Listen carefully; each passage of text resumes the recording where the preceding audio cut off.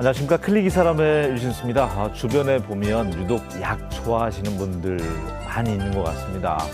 대여섯 종류의 약을 한 줌씩 드시는 분들도 계시는데 오늘은 그래서 약에 대한 오해와 진실에 대해서 또 알아보도록 하겠습니다. 먼저 화면으로 만나보시죠. 약 좋다고 남용 말고 약 모르고 오용 말자라는 말이 있습니다. 약은 제대로 쓰여질 때 약이 가진 본연의 기능을 효과적으로 발휘할 수 있다는 건데요. 각종 강연과 블로그, 활발한 방송 출연으로 건강 정보를 전하고 있는 이지향 스타 약사와 함께합니다.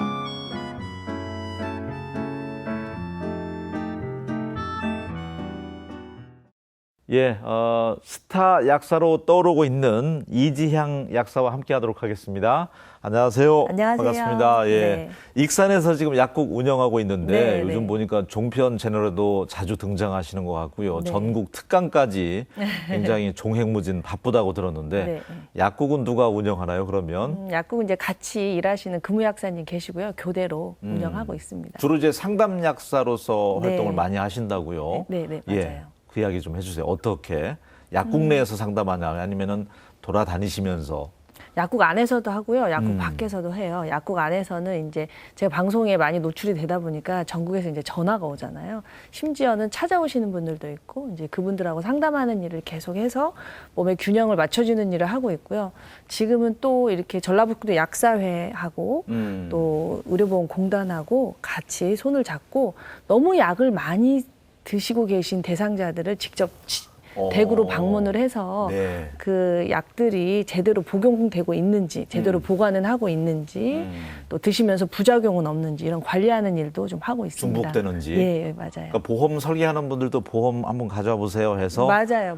이제 간략하게 또 이렇게 만들어 주잖아요. 각각의 처방에는 문제가 없을 수 있는데 그게 네. 같이 몸으로 들어갔을 때는 또 원치 않는 작용이 일어날 수 있거든요. 네. 그거를 저희가 이제 좀 약사들이 나서서 관리하고 있습니다.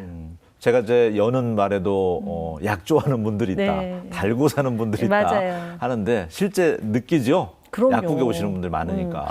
제가 이렇게 약국 밖으로 나가서 방송하고 강의하는 이유는요. 사람들이 너무나 약에 대한 환상을 많이 가지고 계세요. 약을 먹으면 나을 것이다. 그러나 제가 공부하고 있고 지금 환자들을 만나고 있는데요. 약은 도구일 뿐이에요.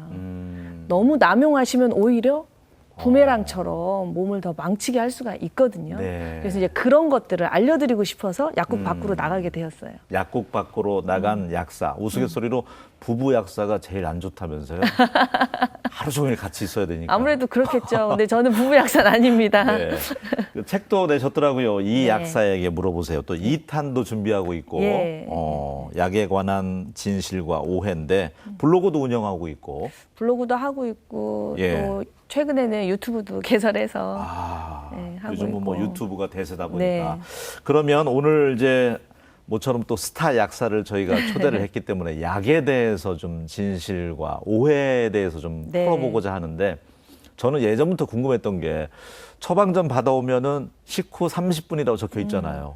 그럼 시간 보고 맞춰가지고 먹어야 되는데 우리나라만 있는 제도였다면서요? 없어졌죠, 이제. 지금은 이제 권장 사항이 아니에요. 다만 이게 나이가 많으신 분들이 약 드시는 걸 자꾸 깜빡깜빡 잊어버리시기 때문에 네. 복약 수능도를 높이기 위해서 이제 말씀을 드리는 경우는 있지만 그러지 않는 경우에서는 그냥 하루 3번을 꼬박꼬박 드시라고 권하고 있죠. 또 궁금한 건 약을 먹을 때 콜라나 커피, 네. 녹차 뭐 이런 거하고 먹으면 또 안 된다는 얘기가 있어요. 그렇죠. 그 콜라나 커피나 녹차에 들어있는 카페인 성분이 약하고 사고작용을 일으키면은 약을 가지고 몸 밖으로 나간다든가 이런 일이 생기면은 약을 먹는 의미가 없잖아요. 그래서 이제 물하고 드시라고 많이 권하고 물하고 있는 먹는 게 제일 바람직하고 네. 그 다음에 약이라는 게 처방전을 받는 이유도 진단을 받고 난 다음에 이제 받는 건데 증상이 비슷하면 내가 먹던 약이 있는데 나하고 비슷한 것 같아 하고 권유해서 내가 처방받은 약을 또 주기도 하잖아요. 네. 가족끼리도 마찬가지고. 네. 그것도 안 좋은 거죠. 그 아주 뭐 보편적으로 큰 일이 없으니까 우리가 이제 보편적으로 하고 있는 행동이긴 한데 아주 운이 안 좋으면 안 좋은 일도 생겨요. 이를테면은 네. 진통제라는 거 가정 상비약으로 가지고 계시잖아요. 근데 진통제라는 게 우리 몸속에 들어가면은 몸 밖으로 나가야 돼요. 이제 그걸 대사라고 하는데 어떤 진통제는 간으로 가고 어떤 진통제는 신장으로 가요. 근데 만약에 신장이 약한 사람이 그 신장에 무리가 있는 진통제를 남의 것을 드셨을 때 급성 신장염으로 입원을 급성 신부전이라고 해야 되죠. 급성 신부전으로 입원을 하는 그런 안타까운 경우도 생겨요. 그렇기 때문에 약은 가급적이면 본인이 결정해서 드시는 건 위험한 것 같아요. 그리고 이제 처방받은 약을 오래 보관하다가 예전에 그런 적이 있었어요. 이제 과민성 대장 증상으로 좀 받아놨다가 증세가 호전되니까 안 먹고 있다가 한참 지나서 이제 또 그 증상이 왔을 때 이제 받아놓은 걸 먹었는데 유통기한 물어보고 그렇죠. 싶거든요. 약도 물질이기 때문에 유통기한이 있어요. 네. 특히 이제 어떤 약들은 습에 너무 약해요. 습기에. 햇볕에도 되게 약하고. 그래서 약마다 보관 방법이 다 다르거든요. 근데 유통기한이 지나면 변질이 되죠. 특히 이제 기름류, 오메가3 같은 경우는 기름이잖아요. 기름이 산패되면 어때요? 악취가 나고 오히려 굉장히 몸에 치명적인 독성으로 작용을 하기 때문에 모든 약들도 다 유효기간이 있고요. 최근에 제가 방문한 그 가정집에서는 약을 좀 가져오세요. 그랬더니 냉장고에서 꺼내 오시더라고요. 그분은 약을 드신 지 10년이 넘었는데 10년 동안 계속 냉장고에 보관하셨다는 거예요. 근데 약이라는 것은 냉장고에 보관해야 되는 약이 있고요. 보관하면 대부분은 안 좋아요, 사실은. 아, 그래요? 네, 냉장고 속에도 균이 있고 습이 많잖아요. 그래서 제가 장소를 이동해 드렸죠. 차광돼 있는 밀폐된 서랍 있잖아요. 그런 곳으로 이제 옮겨드리고 왔거든요. 이렇듯이 모든 물질은 그 물질이 존재할 때 가장 적합한 환경이 있어요. 또 약은 보면 천차만별이잖아요. 캡슐형도 있고 그렇죠. 알약도 있는데 나는 삼키기가 이 알약은 너무 커서 절반을 잘라서 드시는 분도 있고 가루로 또 만들어서 먹기도 하는데 훼손을 하면은 안 좋을 것 같다는 생각이 드는데 어때요? 그렇죠. 이렇게 서방정이라는 게 있어요. 예. 그 이유는 이 약이 한 번에 나가서 효과를 보기보다는 지속적으로 몸속에서 작용을 하기 위해서 서방정으로 특수하게 만들어 놓은 약이 있는데 그걸 잘라버리면 한 번에 나와버리니까 부작용에 더 노출되기가 쉽잖아요. 그리고 이제 갈아버리면 또 이 습에 또 약해서 약이 변질되기가 쉽고 그래서 내가 알약을 못 먹는 경우에는 주치의하고 처음부터 못 먹는다라고 얘기를 했을 때 갈아도 되는 약을 이제 약사하고 상의해서 의사가 처방을 내는 거죠. 임으로 갈기보다는 미리 이 처방의한테 말을 하는 게 좋습니다. 훼손해서 먹어서는 좋을 게 없다. 훼손해도 되는 약도 있지만 예. 만약에 그러서는 안 되는 약을 먹고는 응급실에 갈 수도 있기 때문에 우리는 만에 하나 때문에 모든 것을 이렇게 정해진 규칙대로 하는 거잖아요. 알겠습니다. 요즘 뭐 스타 약사로서 상담 약사로 또 종횡무진하고 있는 우리 이지양 약사가 방송에 초대된다고 하니까 주변에서 약과 관련돼서 이제 궁금한 것들을 저한테 이제 대신 물어봐 달라고 요청한 친구들이 많은데 탈모 시장 엄청나잖아요. 그럼요. 탈모약 먹으면 성기능 떨어진다. 예. 어차피 탈모도 호르몬이고요. 성기능도 호르몬이에요. 우리 인간은 호르몬의 영향을 받지 않을 수가 없거든요. 그래서 탈모가 일어났다고 하면은 탈모를 없애려고 하지 말고 내 호르몬의 어떤 균형이 깨졌는가 그걸 먼저 봐서 호르몬의 균형을 맞춰주면서 이제 도구들을 다양한 도구들이 있잖아요. 샴푸도 있고 뭐 두피 마사지기도 있고 예. 워낙 그 시장이 또 크죠. 넓어지고 있으니까 그런 걸 했을 때 효과를 보는 거죠. 무조건 막 이렇게 하면은 비용이 많이 낭비가 되죠. 그러니까 탈모약을 먹어서 뭐 모발이 날 수는 있지만 성기능이 저하되거나 이렇게 실제로 그런 논문이 있어요. 네. 실제로 부작용으로 탈모약을 먹어서 머리는 났는데 남성 기능이 떨어지는 안타까운 일이 생기죠. 그럼 주의해야 되겠네요. 그러니까 내가 무엇을 중요하게 생각하느냐. 약은 도구기 때문에 얻는 게 있으면 잃는 게 있어요. 근데 내가 이것을 취하고 싶다 그러면 잃어도 좀 참는 거죠. 나는 탈모가 더 중요해. 그러면 좀 약을 사용할 수 있는 거죠. 정답은 없다고 생각합니다. 저는 그나마 이제 다행인 게 아직까지는 고혈압하고 당뇨를 좀 피했는데 네. 워낙 이제 한번 먹게 되면 평생 먹어야 된다는 부담감 때문에 예. 안 드시는 분도 있지만 부작용을 또 염려하는 분도 있잖아요. 나중에 그렇죠. 안 좋아질 거야. 뭐 혈관이 얇아진다고 하고 막 그런 속설들 있잖아요. 근데 저는 어떻습니까? 이제 계속 말씀드리는 게 고혈압, 혈압이 올랐다는 것은 이게 어릴 때부터 오른 건 아니잖아요. 살면서 오른 거잖아요. 그렇다면 내가 어떤 균형이 깨져서 혈압이 올랐는가. 그래서 이거는 생활 습관병이라고 생각을 해요. 그래서 어떤 약을 먹을 것인가, 어떤 약을 먹어서 고혈압을 떨어뜨릴 것인가 이거를 보기보다는 내 몸에 어떤 균형이 깨졌는가를 보는 게 훨씬 중요하다고 생각을 하거든요. 그리고 실제로 아까도 누차 말씀드리지만 약이라는 것은 얻는 게 있으면 잃는 게 있어요. 고혈압 약을 드시면 반드시 부작용이 따라요. 많은 사람들이 전문의약품, 일반의약품, 또 건강기능식품 이렇게 구분되어 있는 걸 잘 모르시는데요. 예. 부작용이 많을수록 전문의약품입니다. 조금 부작용이 덜하면 의사 진단 없이 약사선에서 되겠구나 하는 게 일반의 약품이고요. 이거는 약사선 안 거쳐도 비교적 안전하네 하는 게 이제 건강식품이에요. 근데 고혈압 약은 다 전문의 약품이거든요. 그래서 평생 지속적으로 드시게 된다면 내가 먹는 약이 혹시 나에게 일어날 수 있는 부작용은 무엇인가 미리 알고 시작을 하시는 게 좋아요. 최근에 상담한 어떤 환자 같은 경우는요. 고혈압 약을 드시고 계시는데 저한테 오셔서 다리가 너무 붓는다고. 여기에 좋은 혈액순환제를 좀 찾자고 오셨더라고요. 그래서 제가 혹시 드시고 계신 약이 있으십니까? 라고 여쭤봤더니 혈압약 드시고 계셨거든요. 근데 그 약의 부작용이 바로 말초 부종이었어요. 붓는 거. 예. 네. 그래서 선생님 이거는 혈액순환제를 따로 드실 게 아니라 혈압약을 바꾸시는 게 더 좋아 보입니다 해가지고 개선을 해드렸거든요. 그래서 이렇게 본인이 이 약국에서 상담을 하다 보면 의사가 알아서 뭐 다 주겠지.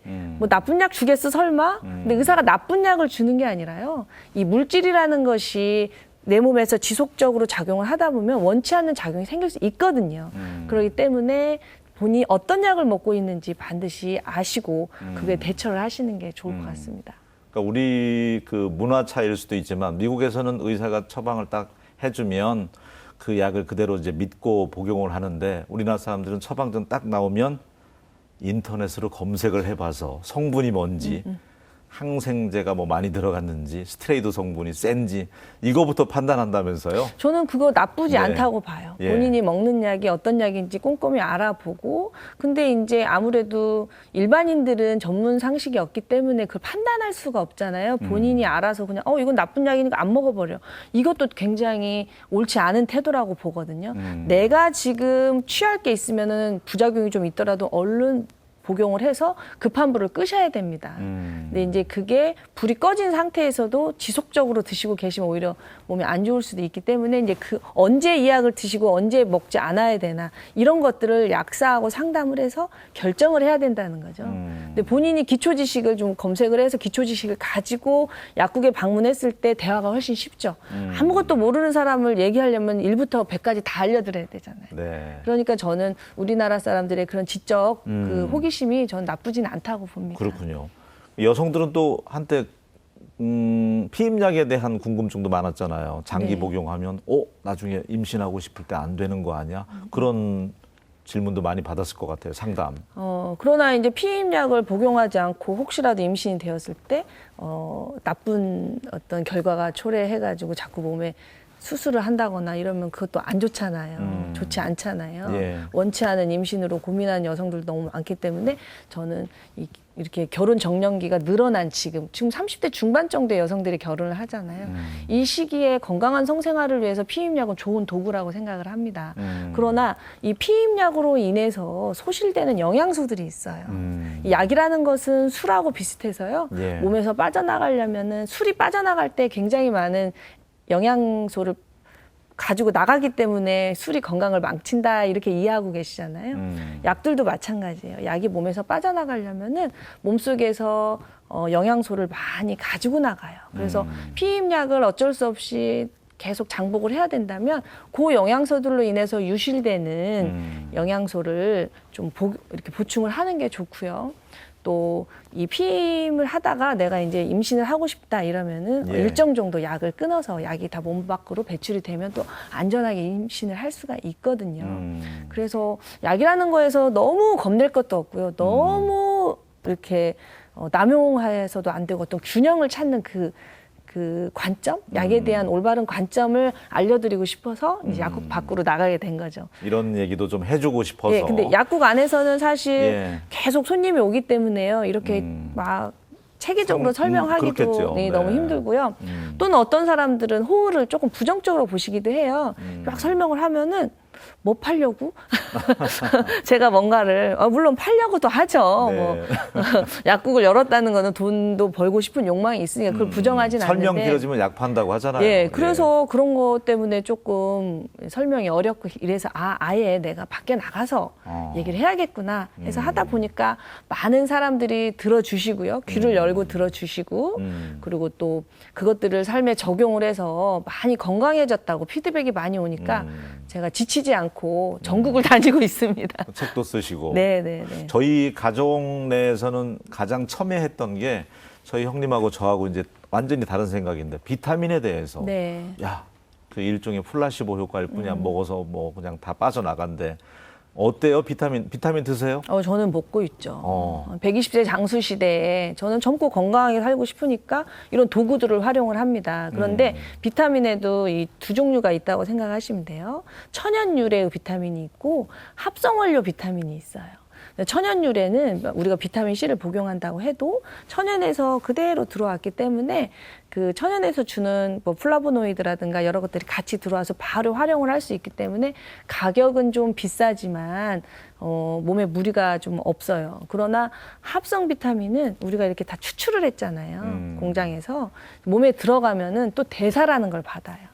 그렇기 때문에 천연 비타민 같은 경우는 경제적인 좀 여유가 있는 사람이라든가 네. 또는 대사 능력이 떨어지는 노약자라든가 이런 분들은 가격이 좀 나가더라도 천연 비타민을 제가 권하는 편이고요. 건강한 사람, 젊은 청년이라든가 여성들은 피임약 드실 때 합성 비타민 같은 거를 드셔도 그걸 충분히 대사할 수 있잖아요. 젊은 사람들은 그런 거를 좀 활용하시고 그래서 비타민이 좋다 나쁘다가 아니라 내가 어떻게 활용하느냐 그거에 따라서 좋고 나쁨이 결정이 되는 것 같아요. 특히 이제 그 비타민 가운데 비타민 C는 숫자가 좀 더 커질수록 이거 더 좋다 해서 이렇게 선호하는 경향이 있는데 어떻습니까? 뭐 1000이다, 3000이다 쓰여 있는 숫자에 따라서 그러니까 세게 먹는 걸 좋아하는 분들이 계시잖아요, 왜? 예. 네, 그것도 비타민 C에 대한 그 전문가들마다 생각이 다 다르기 때문에요. 예. 뭐 옳다 그르다 하기는 그렇고요. 제 관점을 보면 저는 항상 균형을 중요하게 생각하잖아요. 비타민 C가 사실 우리 몸에서 만들어내지를 못해요. 그렇기 때문에 반드시 밖에서 들어와야 되는데 비타민 C가 음식으로 들어와서 활용을 다 한 다음에 이제 쓸모없는 비타민 C로 변해요. 그거를 이제 우리 몸에서는 산화형 비타민 C라고 하는데 그랬을 때 비타민 E라든가 다른 플라보노이드가 들어가면 얘를 다시 쓸모있는 비타민으로 그러니까 환원형 비타민 C로 전환을 시켜줘요. 비타민들끼리 연대를 해서 서로 주고받고 리사이클이 일어나는 거죠. 네. 그래서 저는 골고루 먹게 되면 비타민 C 저용량을 먹어도 큰 문제 없다. 이렇게 생각하는 편이라서 저는 그렇게 고함량을 권해드리지 않고 있고요. 근데 어떤 분들은 어떻게 현대인들이 그런 걸 다 먹냐. 네. 그러니까 비타민 C 단독을 많이 먹자. 왜냐하면 비타민 C가 상당히 저렴하거든요. 가성비 좋은 항산화자다 해가지고 비타민 C 고용량을 권하는 전문의들도 있어요. 그런데 모든 물질이 몸에 들어가면 대사라는 걸 봤거든요. 네. 근데 비타민 C가 너무 과하게 들어가면 이제 또 결석 같은 안 좋은 일이 생길 수도 있기 때문에 네. 그거는 조금 판단을 하셔야 될 것 같아요. 그렇군요. 부작용도 염두에 둬야 된다. 네, 결석 네, 네. 같은. 네. 코로나19가 이제 일상을 바꿔놨는데 그러다 보니까 면역력에 대해서 관심이 많잖아요. 그렇죠. 요즘 찾는 약들이 뭐가 많던가요? 프로바이오틱스 뭐. 그렇죠. 그 시장이 엄청 예, 크죠. 그렇죠. 예, 예. 요즘은 유산균도 있고요. 예. 유산균 생성 물질도 있고요. 유산균의 먹이도 있고요.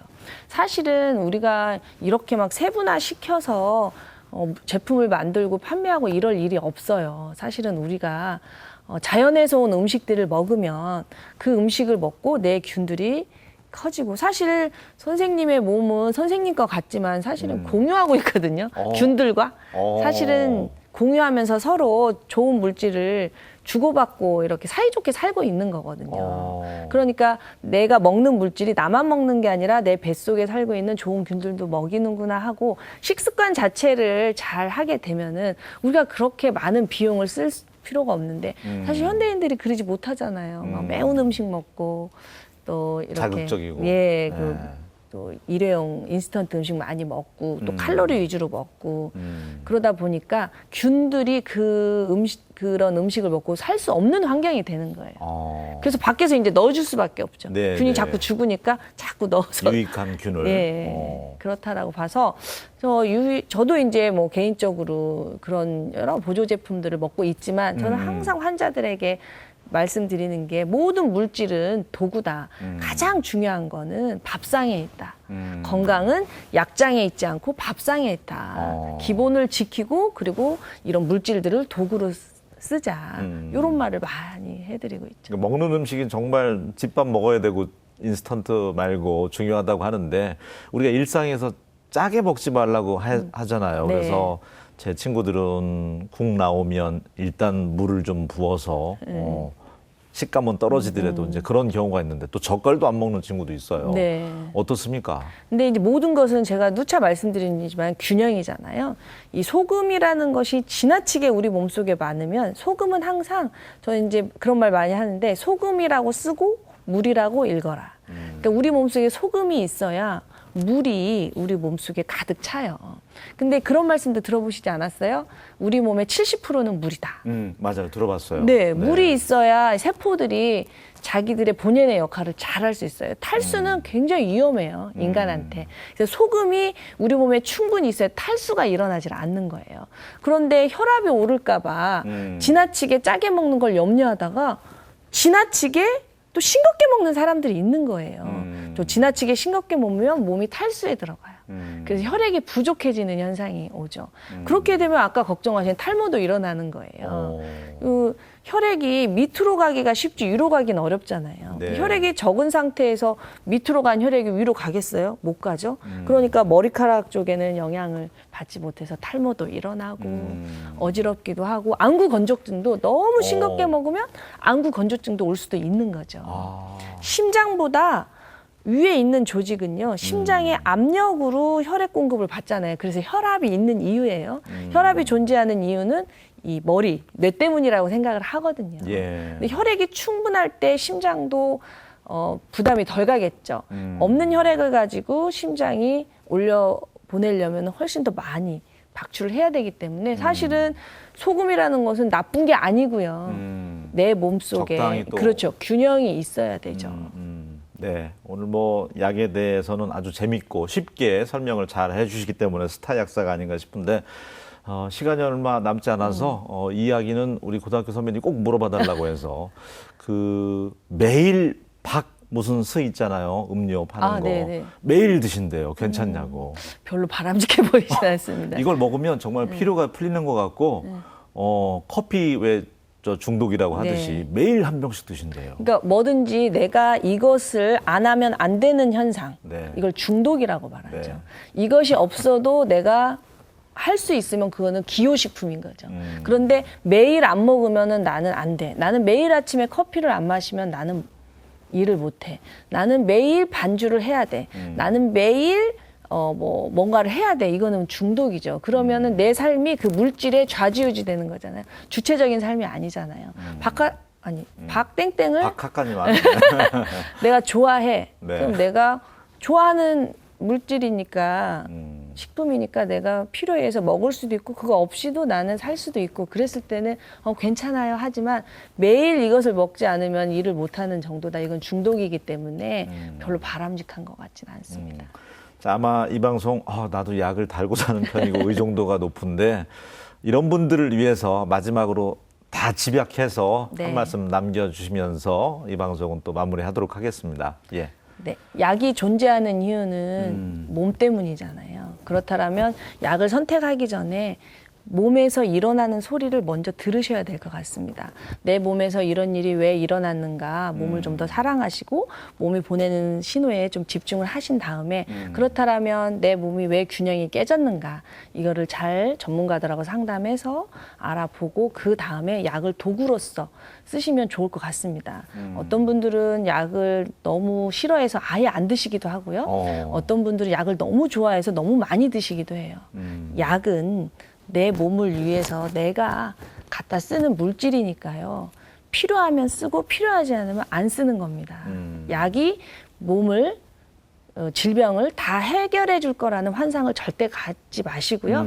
약에 대해서 지혜롭게 활용하셔서 120세 장수 시대에 무병장수 건강하게 노후를 보내셨으면 좋겠습니다. 알겠습니다. 오늘 함께해 주셔서 고맙습니다. 감사합니다. 예. 예, 우리가 운전하고 가다가 신호 위반이라도 하면 대형 사고로 또 이어지기 마련인데 우리 몸에서 보내는 신호에 대해서 소중하게 잘 감지하셨으면 좋겠다는 생각이 들었습니다. 저는 다음 시간에 다시 인사드리겠습니다. 고맙습니다.